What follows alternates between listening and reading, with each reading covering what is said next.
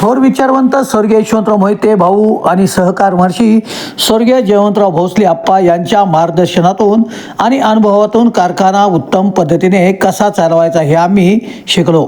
त्यामुळेच आज कारखाना प्रगतीपथावर नेता आला.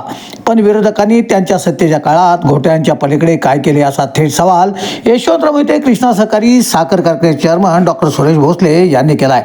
वाटार तालुका कराड येथे जयवंतराव भोसले सहकार पॅनलच्या जाहीर प्रचार सभेत ते बोलत होते. व्यासपीठावर आमदार डॉक्टर अतुलबाबा भोसले, ज्येष्ठ नेते मदनराव मोहिते, कारखान्याचे व्हाईस चेअरमन जगदीश जगताप, संचालक दत्तात्रय देसाई, लिंबाजी पाटील, संभाजी पाटील, दयानंद पाटील, मलकापूरचे नगराध्यक्ष तेजस सोनावले आदी मान्यवर उपस्थित होते. आमदार डॉक्टर अतुलबाबा भोसले म्हणाले, डॉक्टर सूर्यबाबांच्या नेतृत्वाखालील संचालक मंडळाने पारदर्शक कारभार केलाय, त्यामुळे कारखाना आर्थिकदृष्ट्या सक्षम झालाय. पण विरोधक आज खोट्या वल्गना करीत आहेत. ते आज 120 किलो मोफत साखर देण्याची घोषणा करत आहेत. पण मग जेव्हा त्यांच्याकडे सत्ता होती तेव्हा का मोफत साखर दिली नाही? आज निवडणुकीच्या तोंडावर खोटी आश्वासने कशाला देता? आज कृष्णा कारखाना चांगल्या पद्धतीने सुरू आहे.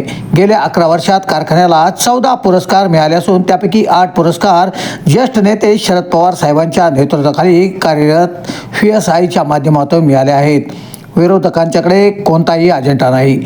त्यांनी स्वतःच्या 5 वर्षात काय दिवे लावले हे सभासदांना चांगलेच माहिती आहे, असा टोला देखील कराड दक्षिणचे विद्यमान आमदार डॉक्टर अतुलबाबा भोसले यांनी लगावला आहे.